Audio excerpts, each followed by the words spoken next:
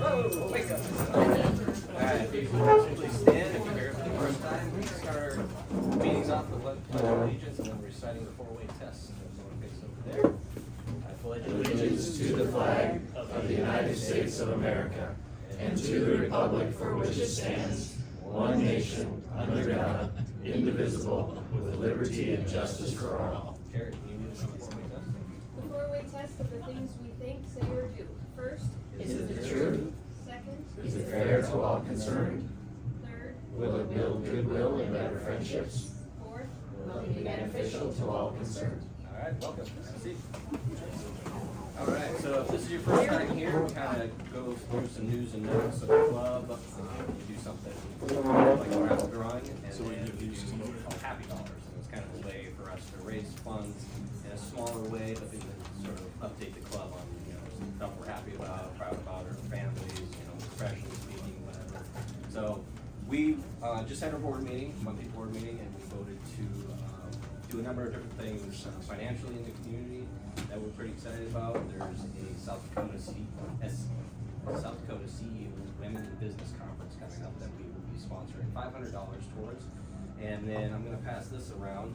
I am sort of partial to this because I'm in the current leadership Spearfish class, but the Pony Express Trailhead in Sandstone, there is currently no trailhead fixture there, and so the club voted to spend $1,000 to help make that become a reality. So that's pretty exciting. Another piece of information, Kelly Arnold here is the founder of Hobos Here at Heart, and they have an annual 0.5K at Crow Creek Brewing here in April, so I'm going to pass this around. Yes, I have a big stack over here, so if you have a business that you would want to put that poster in to help spread the word, it's a real fun event. Pay $10, you go around Crow Creek a couple times, and then you get to say you survived 0.5K. So. and a beer. Can I interject something? Yeah, go ahead. So, we also have a live auction at the event, so we do the 0.5K, we do some door prizes, we have a live auction, and I just wanted to give a shout out to Rachel and Cappie. They donated a 2-night stay at Black Hills Experience in one of their sustainable buildings. So yeah, lots of good stuff going on. That's pretty much most of the updates from my end, unless anybody else has something specific for that. My only thing is oops.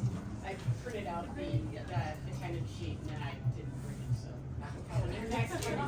Yeah, I know who's here. Oh, I will pass around sign up on the guest sheet. I'm going to pass that. Okay. Well, yeah, we have a lot of guests here today. So if you are new here, if you wouldn't mind stating your name, maybe how you heard about the meeting, and anybody. Gavin's new. Howdy, I'm Gavin. I work across the highway here, and Nicole is my significant other. And these guys drag me to all the events to help out with all the good causes. So it's great to finally make a meeting. Yeah, so this is the new owner of Ink and Laser across the street. So if you have promotional items, I suggest you pay the visits. You can make all kinds of fun stuff. So you got this here. I'm Brandon Harvey with Great Peaks Realty. I'm Ashley. Hi, I'm Ashley Sanders. We saw it on Spearfish Happenings Facebook post, and we wanted to come check it out. I feel like that's kind of what we're interested in is practical sustainability. These are things that we talk about as a couple and trying to incorporate those things in our own lives, so this feels very interesting.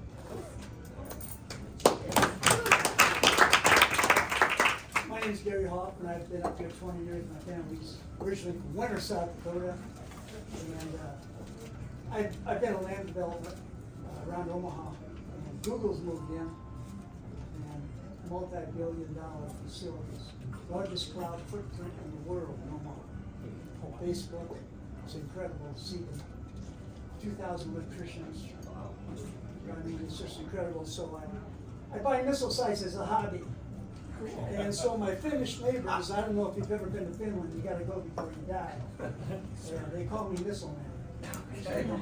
Lovely person. Welcome. I've been searched before I came here.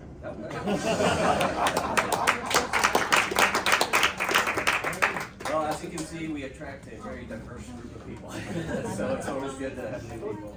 Oh yeah, sorry. Hi, I'm Rustin Northman. I work for Cappie Rachel. I've been in Spearfish probably since '05. Used to work for the Forest Service, just kind of switching up business career. Okay. Yeah, saw this on Facebook. Thought I'd check it out. Cool. Welcome. Yeah, so it's.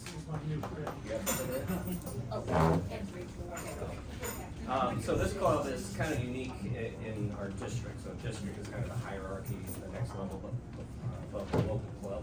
And our club's kind of unique because we've been growing at about 20% rate in the last year, which is somewhat unheard of for Rotary. So it's really good to see new people. We do a lot of good work with financial donations around the local community, acts of service, fundraising events. So if that's something that interests you and you want to learn more, definitely pick our brains afterwards. But nobody else has anything else? We move on to the top. Yes. Well, I want to say the club has gotten younger. I'm one of the old ones, but it's good to see that young people are getting involved in the club and doing the things that make a difference in the community. So that's what this club's about. Yeah, this club is kind of unique in my opinion because I'm involved in a number of different things, but you benefit professionally from the new networking opportunities. But then when the crowd hits the road, we actually physically go out in the communities and do Meals on Wheels or fundraise for different events. So it's a really cool organization to get involved with. So, but if nobody has anything after that, we'll move on to the raffle draw. Bead drawing. So those of you that's new to this, we throw in $1 and put a bid in, and it kind of adds as we go unless somebody wins. Basically, we have beads, and if you pick the yellow bead out of that draw, you win the money. Right now, we're going for. We had someone win not too long ago, so it's slowly coming up. It's $39, and there's about 43 beads. Am I right? So 43 beads in there. So I'll let you pick to see who's the lucky one to get to draw the bead.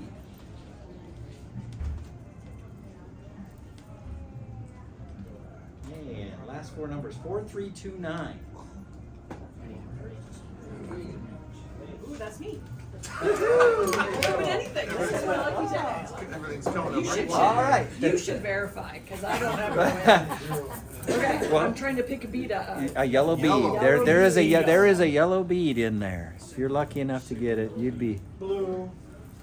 Oh! You got it.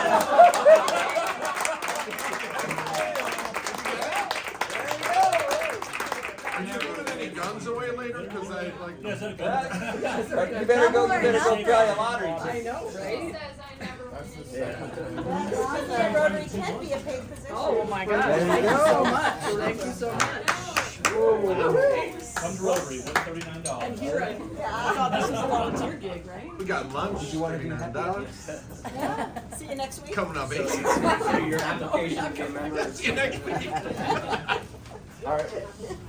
Again, Tony mentioned the fact that we do Happy Dollars, and this is something that you're happy about happening with you this week, or you want to mention something special going on in town. I am extremely happy. That's $1 right there. Yeah, I see it.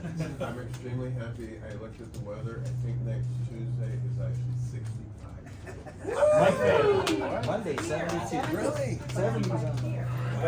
I am very happy we didn't get the predicted snowfall. Yeah, you and me both. I am very happy that I've had a chance to go to Daryl's restaurant on Main Street, and I think it's been very well received, and the food's been delicious, and I highly encourage everyone to go. If you don't know what it's called, or if you're not familiar with it, talk to Daryl. I want to be a Cappie wannabe. No, you don't. Just happy being out, meeting new people. Very good. I am happy that our hospice ball was so successful on Saturday evening. So, biggest ever. It was fantastic. I don't have a bucket to put in there, but I got one. she got 39 of them over here. Spot you, bro. As most all of you know, Stacy's the Northern Hills Development Officer for the Monument Health Foundation, and the foundation has been involved this was the 26th year of the hospice ball. And last year, the take was $62,000, which was the biggest ever up to that point. This past Saturday, we topped $110,000.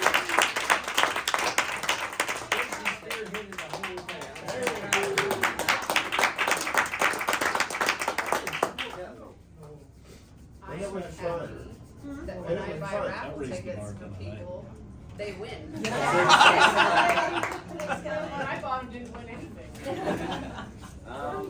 I'm happy that Gavin's up and running, and I hope we send him all the business. Kind of stole mine. I'm happy Mr. Gav is here today. Just happy to be here. I'm happy that Brian's dad got successfully moved from one memory care to another. I'm also happy that Stacy is spending her birthday with us today.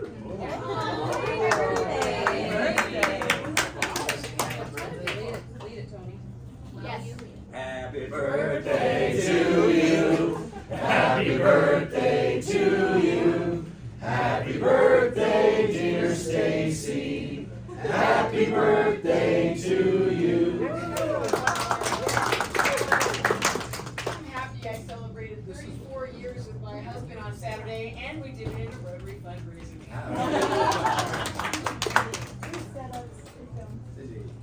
I guess I'm just happy to be here today.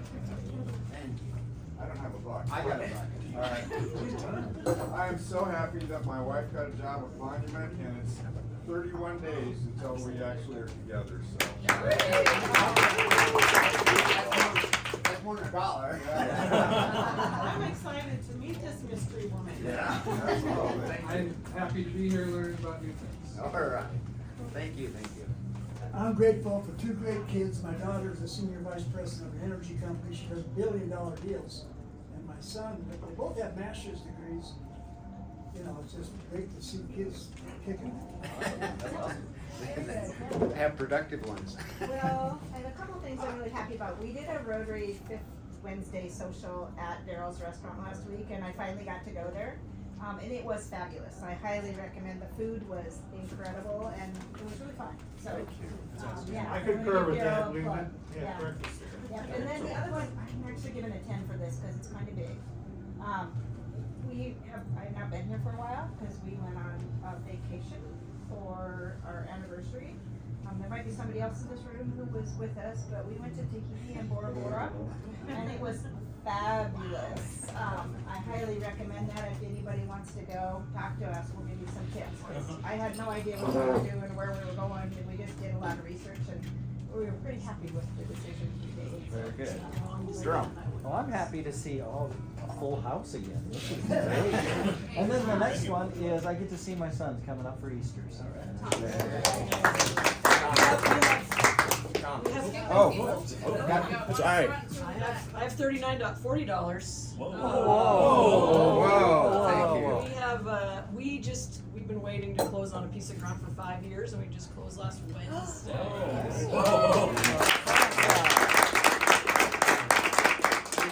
Did I take yours? No, I'll change mine. That was gonna be mine, but whatever.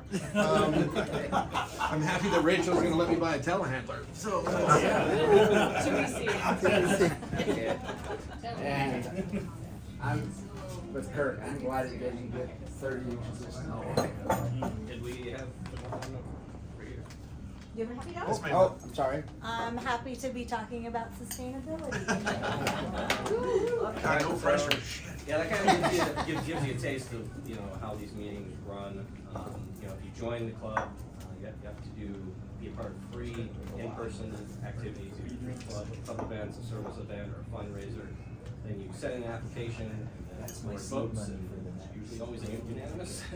And then you'll get added to the just your list and the signups for different events that we do around town, where and when your schedule will allow. So if that's something that interests you, talk to me afterwards. So without further ado, I'm going to turn it over to our guest speakers, Rachel and Cappie. I will admit I had nothing to do with setting this one up, so I understand the topic, but I have no idea what we're going to talk about. So We've just met, so he doesn't even know how to introduce us. So welcome. This will be fun. All right.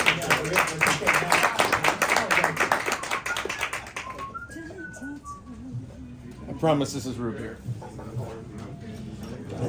We actually don't. Whatever kind of beer you want. 1919 brewed root beer. Get my big tall head out of the way. Yeah, but never. Well, what we decided to do was introduce each other. She's always a little devious. But, so this is Cappie. He's like Madonna, goes by one name. And if you call him Jared, that means you know when he was, before he went to the Air Force, so that's a test.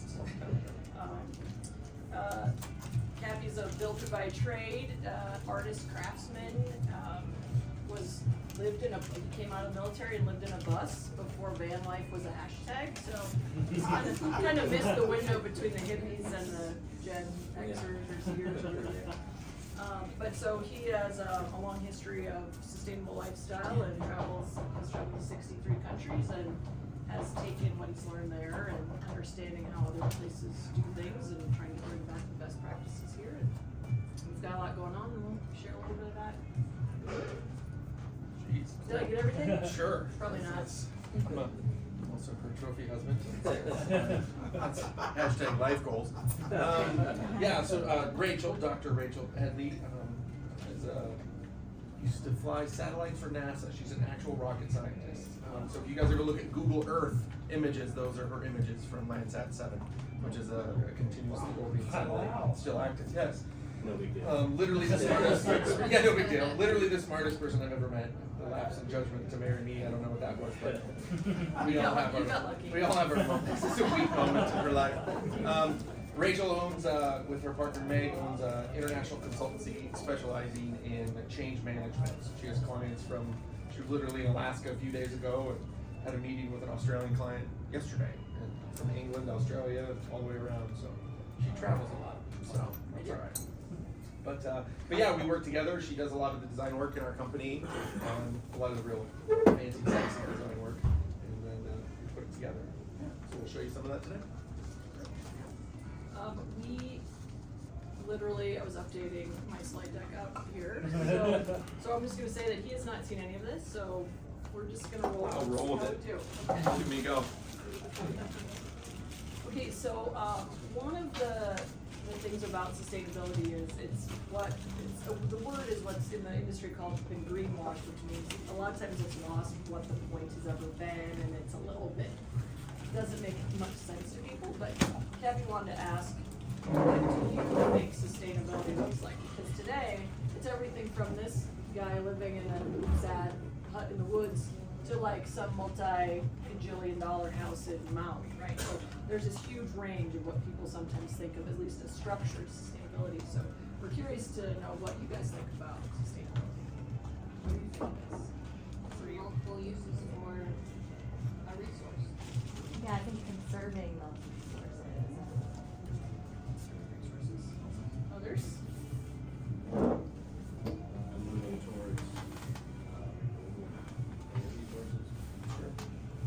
Stewardship of those resources.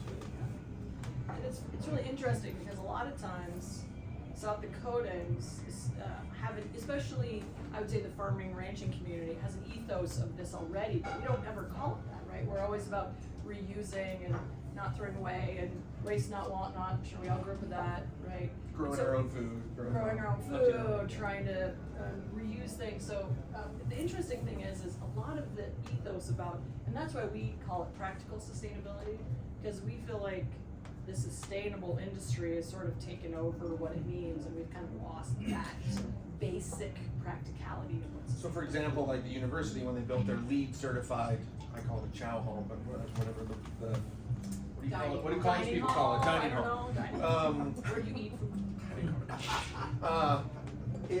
It was LEED certified, which is a really big deal, and all these things, and literally every single item that came into that job site was recorded, weight, whatever, and then everything that was diverted from a landfill also got them points.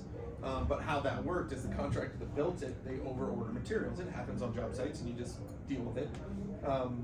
We went weekly with a flatbed trailer and took brand new steel, rebar, structural decking, tens of thousands of dollars in materials. They asked you to take this, right? Yes, because they ordered it, it got cataloged in as that was part of the build. but if it went anywhere other than to someone else, they got points against them. Well, why didn't you just order the right amount of material the first time?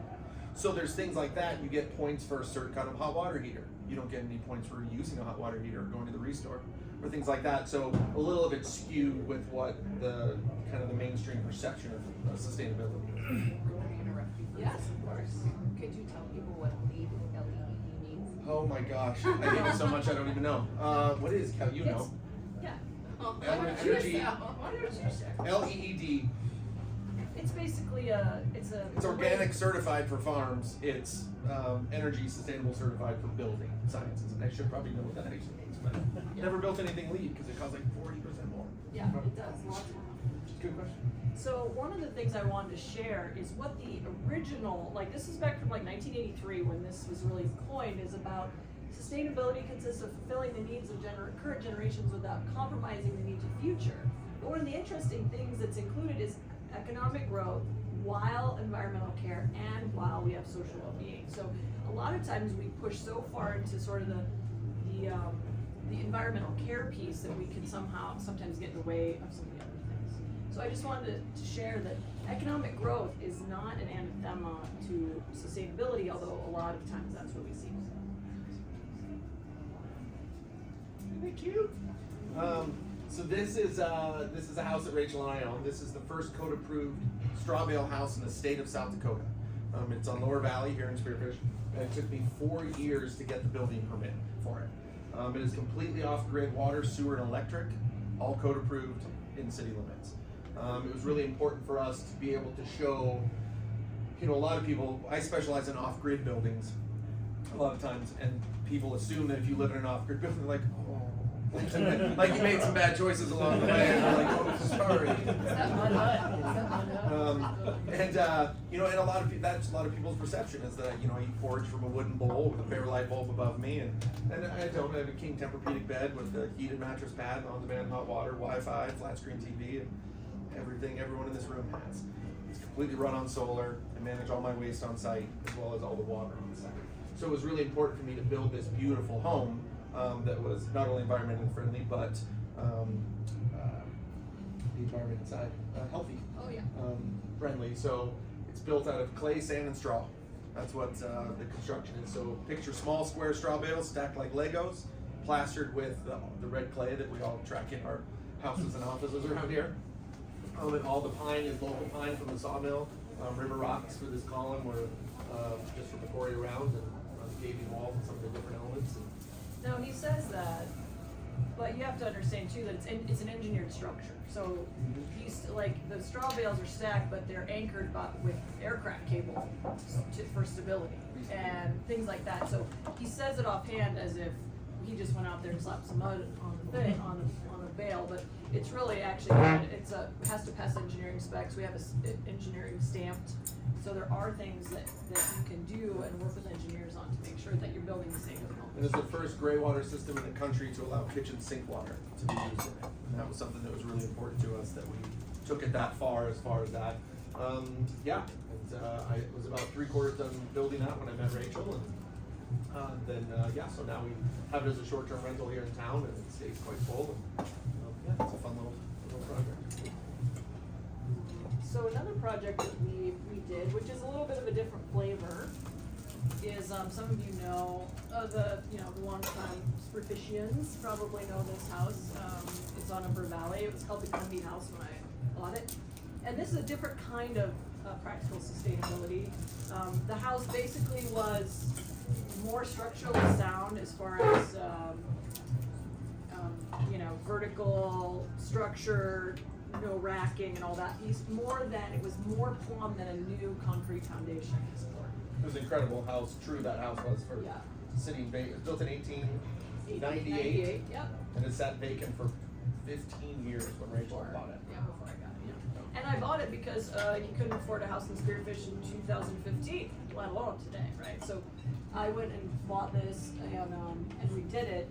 And we tried to keep a house from the old city Spearfish down off exit 12 there, 8th Street, and we tried to move it. We have a lot out on the edge of town here, and we tried to move it to save it, and we couldn't get it moved because of all the overhead power line structures. They would have to pull down power, phone, and. So the argument was, so we basically had a house, a historic house, built about the same age that they were gonna give us for free, and they just wanted it They were gone. gonna demo it. If we Demo didn't it. take it, they're tearing We it went up. through every single checks and balances, and really what it came down to is it was too inconvenient for the power company and the communication companies to actually drop the lines to move it through. It was hugely economically feasible to do it. It was 25 grand to move the house, quarter of a mile or whatever. But they didn't care. They didn't want to do it. And Last summer. Yeah. so, I grew up on the Copper Valley.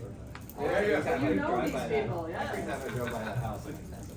it's a little different now. Yes, Rachel, when she bought it, we didn't know each other yet, and she called 5 different builders, and no one would take the job. And she was having wine with a friend one night. And said, "What about that one guy? Big beard, crazy eyes." I'm like, "What the fuck? No, the crazy eye guy." She knew who And I she goes, meant. "It's Cappie." She knew who I meant. So that's actually how we met, and So we were able to remodel this house to original floors with doors, trim.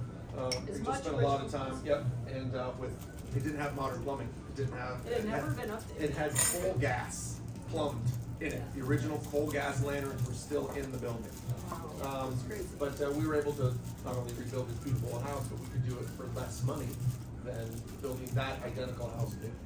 Well, and frankly, I don't have to go cut down new trees to build a house, right? So this house is balloon framed, which means there's the side walls are, there's a continuous beam from the basement wall, top of the basement wall to the roof.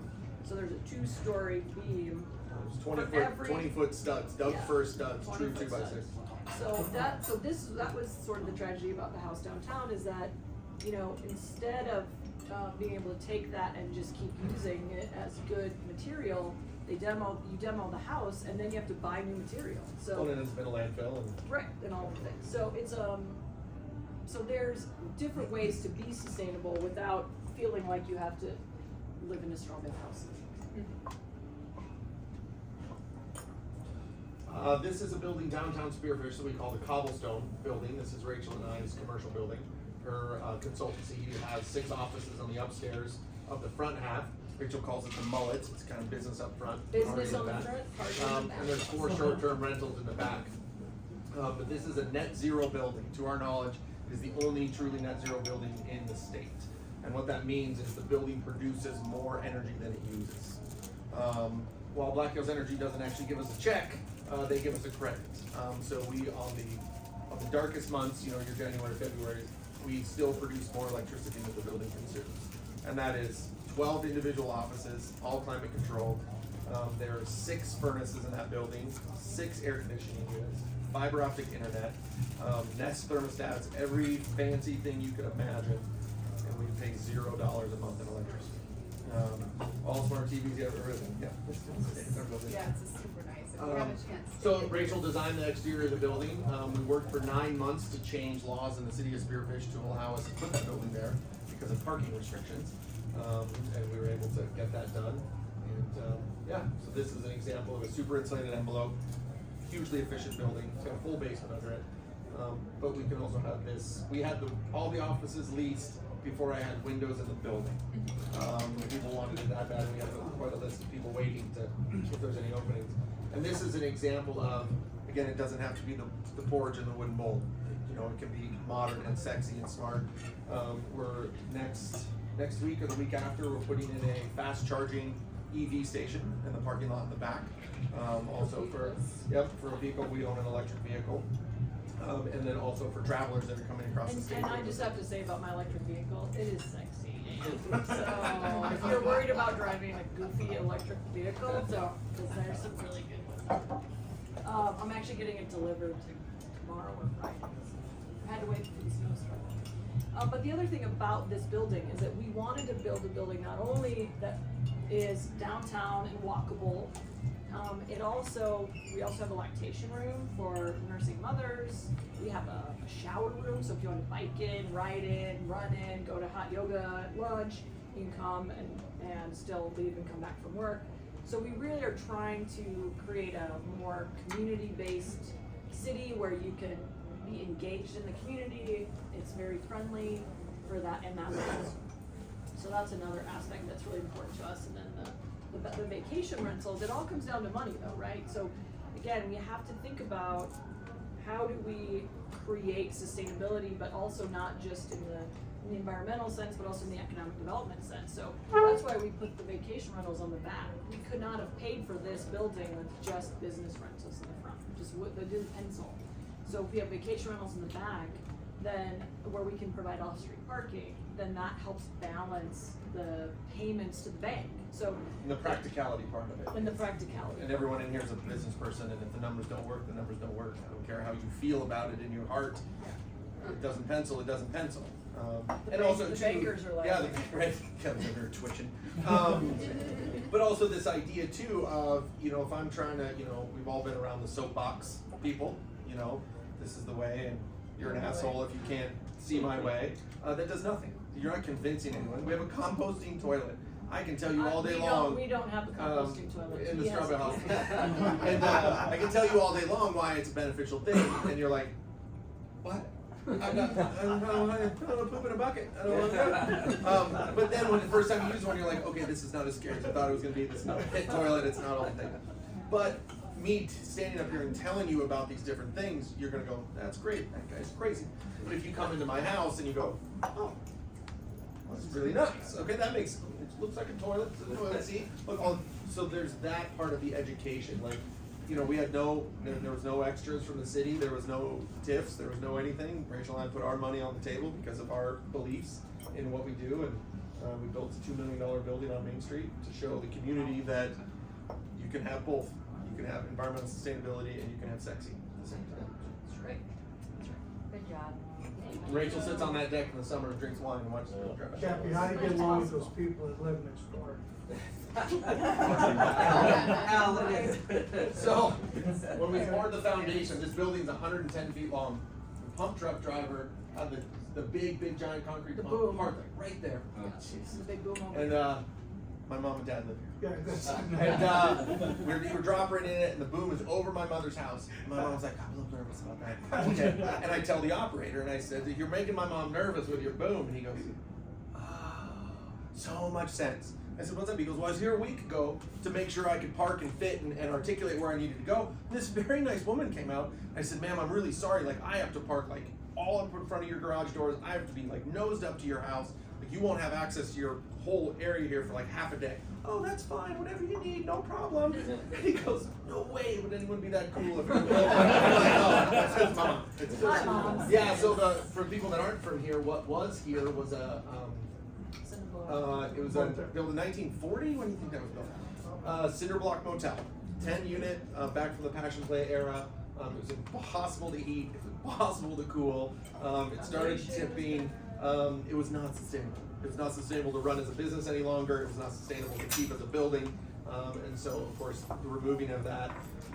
But the cinder block and the concrete that we took out went to the Johnner pit, if you're familiar with the Johners, and they crush it back into road base, which was then trucked back to the site and used for the foundation prep. So the old building is chewed up and sitting underneath this. So just another layer of that sustainability piece. And it was cheaper, believe it or not, than fresh gravel, new gravel. Yeah, it's hard to remember all the things. Okay, so I did want to talk about why sustainability is important in the Northern Hills. It's not a thing that gets it's talked a lot about in some circles, but I was talking to Kelly when I got here. It's like so much fun to come to a meeting where I can kind of just know a couple people, because you think it's only a 10,000 person town, you must know everybody, but don't know many people. So I wanted to share why it's important to think about this. So it creates more resilient communities. I know you guys are really community minded, and I wanted to make that point because it's easier to persist in the face of hardship if you have more sustainability in your community. It creates more independent communities, and there is no place more independent than Western South Dakota.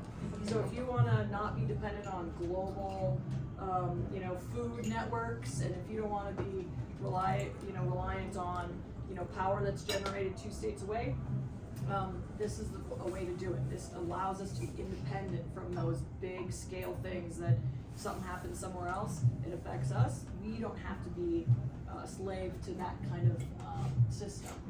It builds economic resiliency. We love Spearfish. We want to keep money in the community. We want to build the community. It's one of the reasons that I started my consultancy. When I was working on the NASA mission, I was living in Spearfish. I actually had a really cool office down in the hatchery, which was really cool. But when my daughter started kindergarten, I thought I need to be more involved here. Because all my attention was going out of the community. I spent all day long paying attention to somewhere else, and I really felt it very important to start working locally. So that's one of the reasons we started the consultancy. And we like to keep money local, build the economy. And what I want to say is it doesn't have to be all or nothing. Practicality is key. Cappie is the biggest Mountain Dew addict you're gonna find. He drinks his toxic drinks every morning. He gets in his giant diesel pickup and drives around town.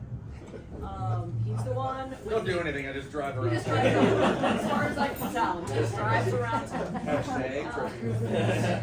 And he's the one with the fire extinguisher on the side of the truck, so if you're curious which I white look like truck- every other jackass builder's truck. They're all the same. It's very true. Sorry, they all do it on purpose, so no one knows what the hell anyone's doing. Exactly. But at the same, so and I fly all over the world for my company. So we do recognize that, a purist would say, well, you're not doing enough, you're doing this, you're not doing that. But at the end of the day, every little bit helps, and every little bit harms. So everything you can do moves us in the right direction. And to your point about the stewardship of the resources, doesn't matter what it is. Like when we built that straw bale house,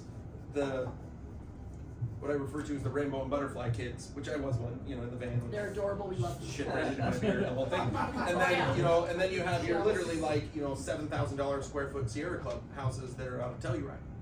So somewhere in the middle of that, but the traditional way to mix this mud is with your feet. Like straight up clay sand straw on a tarp and you stomp on it. And it's miserable. It's hard, it's heavy, your feet hurt. It's cold, your feet are cold. So I modified a mortar mixer, a gas mortar mixer. Oh my God, I got holy hell from the hippies because I used this gas thing. That whole house, that straw bale house that we showed in one of the slides, to build the entire thing was $58,000 in materials and 111 gallons of gasoline. Period. You wanna know how much gas I use in my lawnmower every summer? It's a shit pot more than 111 gallons. So it's this practicality of, we have a 5-month building season, best case scenario here. I don't have time, and you can only give a guy so many kale burritos to stomp mud for free in your house before it's not gonna get done. So I brought the mortar mixer in, I use power tools, I use a generator to run chop saws and do some of the timber framing. So again, it doesn't have to be all or nothing. You don't have to wear hand-woven hemp clothes and walk to work. There's nothing wrong with that if you don't want. be an asshole, right? Just be smart about what you do and the resources you're consuming. Okay. So what's next? So Oh shit. we can't. If you know anything, I haven't seen these yet. Sorry. If you know anything about us, we can't sit still. We literally just opened that building. We got occupancy for that building in June of last year, and we're already on to bigger and better things. It's a little bit overwhelming at the moment, so if I start tearing up, just pretend you don't notice. Plus, it's tax season. Whoever. Oh, that's the worst. So we've got, just about a month ago, we signed a deal with Magnolia Network to have a series. Yeah, Did you meet Chip and Joanna? Not yet. No. Not yet. But she had to sign off on the show, so she saw all the work leading up to it. And what we're doing, this is again, is kind of the ethos of our practical sustainability, building your communities. It's an 8-episode show. Every episode is going to be filmed in the Northern Hills with local subs, local contractors, local clients, reusing local materials and reused materials. Independently of the network, Rachel reached out to the South Dakota Department of Tourism and said, hey, we're bringing a couple $1 million worth of show into the South Dakota state of South Dakota, what can you do for us? And they were doing backflips about all the things that they could be involved in. So yeah. And so, but part of the fun is that the co-hosts are Cappie and my daughter Alex. Oh, cool. So that's our daughter Alex. Yes, they don't know what to do with her, which is it's the funnest thing ever. Well, you can tell that story later. It's already 12:45. Are we over at 10? We're already at 12:45. So we have this happening, which is very exciting. The filming will start in May. conclude by the end of the summer, and will air around Christmas time. Will it be what? It's a building show. Like Small. small? So, yeah, building show, No, all small smaller projects. individual projects. So we were pitched by multiple networks to do a show. We've done a couple of the Building Off the Grid series. Yeah. There's that show. And HGTV wanted to hire us but they wanted us to travel and Do build huge full-size things. houses, and I'm like, hard pass on both. Fox Nation offered us a job, that was just a hard pass on that one. And then Magnolia said, we want you to build cool stuff and have fun doing it. And I said, I'll work for you. And so, Yeah, so we've got lots of fun. We can't tell you anything, it's all top secret, but they're all small projects. But what we want to do is make smart TVs for smart people, help people see what they can do with the things that they have. And so instead of building a $3 million home that none of us can afford, we're trying to build small things. So I think you'll really like it, really like it. And then the other thing that's happening is this is the land we just closed on last week. Is that up Redwater? Yes. yeah, it's Gordon's. Yep. Yeah, this is out of Redwater, and we've got big plans for this space. We're not, we don't have everything nailed down yet, but you'll be hearing lots more about this. It's 50 acres. This will end up being a homestead. We're very excited, but it's gonna be an off-grid property that we're gonna be really excited to tell you about in about a year. So. Yep, 53 acres on Redwater. The southern border is 1.25 miles of the river. Wow. Takes the kid and I 90 minutes to float it on a tube. We're working with a company out of Belgium that produces a hydro generator. The one that we're looking at is enough electricity to run 15 single-family homes. And that's not what we're doing. We're not developing it, but having the electricity for a greenhouse, year-round greenhouse. For That the used shop, to for be my shop. Gordon. It was Gordon Campbell's. Yep. Yeah. It's beautiful. Beautiful. Yeah. So. Scenery is fantastic. Yeah. So we're It's gonna book you right cool. now for April 5th of next year. Oh yeah, well we'll be very busy. Yeah, we're Yeah, very right. busy. Yeah, so, and actually we'll know more in a couple months, but it's all tops. If you know this town at all, you know there's a small town in many ways. If you start talking about it now, someone else will do it. So so that is all that we had for you today. We'd love to answer questions or be ridiculed, whatever you're.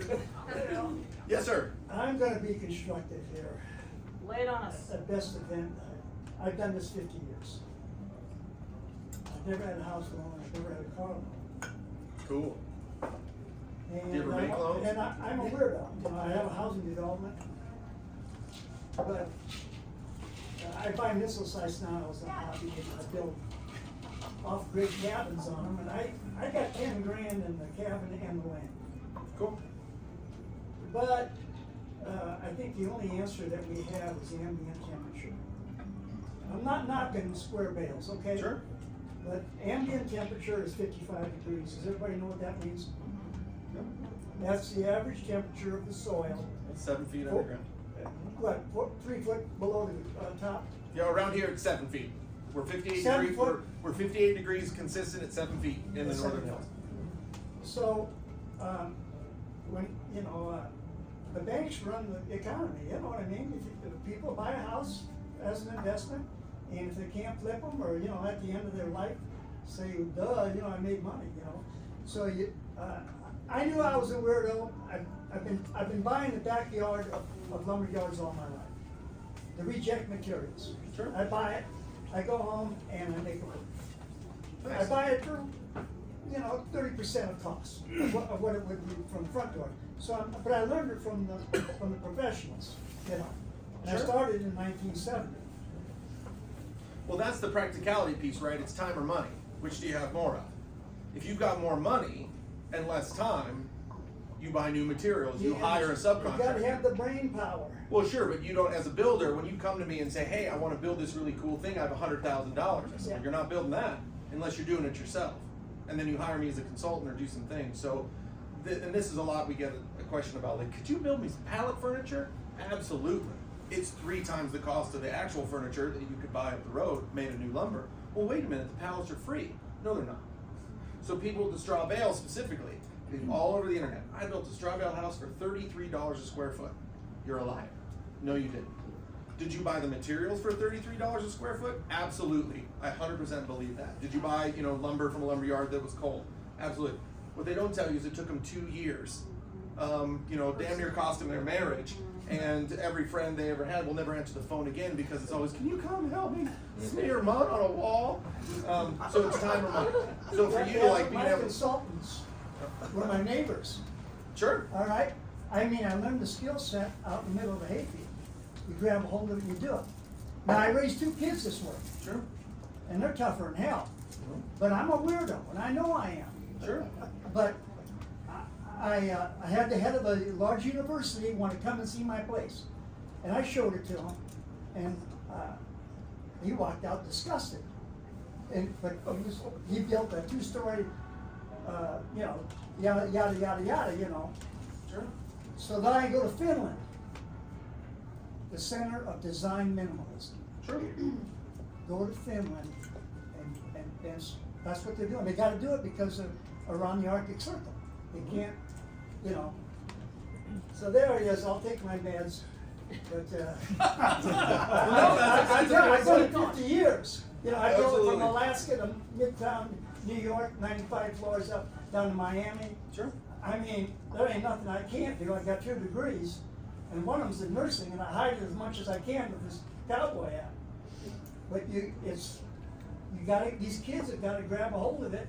I know you gotta be a consultant. Sure, but that's the practicality part of it. Like, I'm looking at how everyone's dressed in this room. I imagine you all have shit to do this afternoon after we leave here, am I correct? Yeah. We all have jobs and we all have things. So that's the practicality is, in a perfect world, this hashtag lifestyle that I'm trying to get to, trophy husband is, I wanna wake up every morning and work on my own projects. I wanna mill my own lumber.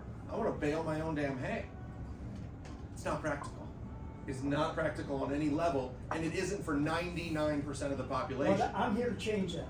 Well, I raised 2 that's a whole kids. different topic. That's a I different raised 2 topic, kids but- this way. Sure. I'm here to change that theory. Well, I'll shut up, cause All right, no, I just wanted to make sure if anyone had any other questions. Yeah. I'll shut up. I promise. Yes, sir. So I guess my question is like, why? What drew you guys to like this lifestyle? I mean, most people don't wake up and say, I want to live in a straw house. You know, you'll say, what was the inspiration for that? Yeah, a lot of it for me was travel. So I grew up in Spearfish, left when I was 18, because by God, that's what you do when you grow up in the Midwest, never to return. And then literally traveled all over the world. I think 63 countries in all 50 states, and just saw what people were using where they lived. You know, houses in Yemen are made out of mud because that's what they have. You know, houses in the Oregon coast are made out of giant trees because that's what they have. And looking at using what's around you, being a steward of those resources, whatever those are. You know, if you live in Phoenix, Arizona, maybe you shouldn't have a log house. You know, maybe, you know, so just having that, you know, and for me, it was just being responsible for my footprint. Again, yeah, I drink Mountain Dew and drive a diesel pickup. You know, I used to run straight vegetable oil and lots of different things, and it was no longer practical for me to make my own fuel because my time was better used billing the client. But And generally, he doesn't like to do what everyone else does, so that's part. yeah, sure. So really, and that allows me, you know, to, you know, having control over the size of my footprint. Then when I do get on a plane and go to Belize, you know, I don't feel so bad about it. You feel like that was just inherent in you as a person, or was there something that kind of flipped the switch for that for you? I think it was just, I think, seeing the world as I went and seeing what people had and what people didn't have. Because boy, I thought, you know, we were poor when I grew up, and we were killing it compared to, you know, Central Africa and you know, the Congo and stuff. So. Were you a builder always? I grew up, my family owned another motel in town. So You know all these so things. in your travels, that was your viewpoint. Yeah, but yeah, the grandpa was, you know, we'd straighten nails in out of a coffee can on the sidewalk at Cat Hotel, yep. And, you know, reuse lumber and save every stitch of pipe and every stitch of thing, and, cause there was no money. So that was you know. your prison. Yep, Okay. yep, yeah, cool. Yes, ma'am. I saw Gav make the face when you said water generator in Redwater River, right? Mm-hmm. How does this affect the trout population? It doesn't, no, 100%, that's a great question. So It just grinds them up. Absolutely, yeah, it's, have you ever seen like tuna in a can? That's, no, so this is a wildlife friendly generator, it's what's called a downspin, I won't bore you with that, but basically it's completely wildlife friendly to ducks, any sort of water bird, fowl, fish, things like that. It's not the old jet kind like the spearfish one that comes down to a tiny nozzle. Actually create trout habitat. Yeah. Tuber friendly too? Huh? You can still tube it? I'll tube right past the intake. No, so it's like a big propeller that the water goes down and spits out the backside of it. So I'm not tubing. Yeah, it actually takes advantage of the head, so you set the intake at a higher head than the bottom, and then it just Yeah, and spins this it is on. specifically designed for a low head application. So, you know, the Spearfish one here, that comes out on the top of mountain plains too, up at standpipes up there. That has an enormous drop, like thousands of feet, and then comes down to literally a nozzle about an inch big, and the pressure in that is just incredible. And that's how that system works. This is a very passive, very easy It's like system. 10 feet. Yeah, it's not, yeah, I think it's it needs 3 feet of drop to work. You know, 3 feet of drop is a baby waterfall in any of our rivers. So. Yeah. Well, we got time for one more question. We got about 5 minutes left. Did you have a question, Dana? It's a 5-minute question, but, uh-oh. How do you start to assess whether a new build or your existing property is the most sustainable way? Well, I think there's a couple things to look at. I think there's calculators online that you can literally input all of your things and figure that out. I think, you know, the decision, it's only a part of the big decision, right? So we bought this new place, we're gonna build new out here, that's gonna have its own footprint, we can minimize our waste. But at the end of the day, like the sustainable piece for us is not so much is the whole project worth doing, but it's really about what about this project can we make sustainable. So if you decide that you want a new house or a bigger place or whatever, what can we do? Like this place, we have some ideas about. You know, we like living roofs, so we like we like plantings on roofs to decrease albedo, to create more. It feels wildlife better. habitat. Yeah, The it hail feels doesn't better. bother it. Yeah, no hail, and it feels better. One of the things that if you ever get a chance, we tour Cappie's house once in a while, and if you ever get a chance, you should do that because there is something about building with all natural materials around you that is just very. It's easy. It feels good. And if you didn't know that's what it was, you wouldn't know. My parents live in a log house, and it's a similar feeling. Like you walk in, you're like, oh, it just feels good. And that's a piece that's a little more intangible. Is technology changing to make this more practical? And in leaps and bounds. 10 years ago, what solar was to what it is now is undiscernible. So that building, you know, and that's a lot of, but again, as a builder, is people are like, well, I was going to put solar on my house, but you know, it just doesn't pay back. Well, does your Harley pay you back? Does your flat screen TV or your $3,000 golf clubs? That's a red herring. Has nothing to do with the payback period. If it's important to you, do it because it's important. But in the 80s and 90s, oh my God, you'd take a second mortgage to buy a solar panel. It was outrageous. That straw bale house, my insurance agent died inside when I told her I wasn't going to insure the house. She said, well, what if something happens? I said, what? Well, the hailstorm. I said, well, the mud is 4 inches thick on the outside and the roof's 22 gauge steel. Well, what if your solar panels break? Well, they're $160 each. I'll just replace them. So it's gotten to a point where the panels or modules are very inexpensive. Now they have microinverters that are mounted up under the panel. I can come in and put this array on your house. Microinverters tie it directly into your AC system. Nothing different for you other than now you're producing electricity on your roof. Well, and to go back to the car piece, so if I plug my car into the new building, I power that with solar. So I have zero imprint on the energy. Not only monetarily, but also from any fossil fuel input. Right. So I mean, so that's when as things evolve and we have Nest thermostats. So if you're not there, the heat's up or the heat's down, and it can be programmed, and depending on if you're in there or not. So the technology is really helping, and we don't want people to go back to our grandparents' age. That's why they all died at 50. You know, like it's a hard life. So we want to leverage the technology. So I'm glad you asked that question because that's a really important piece. Did you do it with backup? Do you have gas and electricity to your building? The building has natural gas. Our big one. Yeah, the big building does. Yeah, but and yours then, doesn't. propane on the little one. Yeah. But that's for the heat. But you just don't, you prepared for it, but you don't need it, is what you're saying? Yeah. Okay. And there's lots of different ways you can structure that with or without batteries, and the battery technology is getting better as well. It's not quite where I want it to be. It's getting real close. We're There's some getting really really close. exciting breakthroughs in lead. We have a solar. My daughter has a solar-powered golf cart that has all lithium batteries, and I think, well, You can spin out. The thing will move faster than you need a golf cart to move. Anyway, we're out of time. Thank you so much. Thank you, everybody.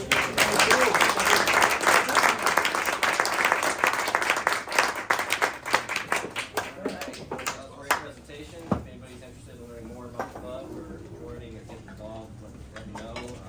Like Kelly know, Dana, Gary, a bunch of people around here can help you out there. But yeah, thanks for coming. Thank you. Appreciate it. Yeah. Absolutely. You're welcome.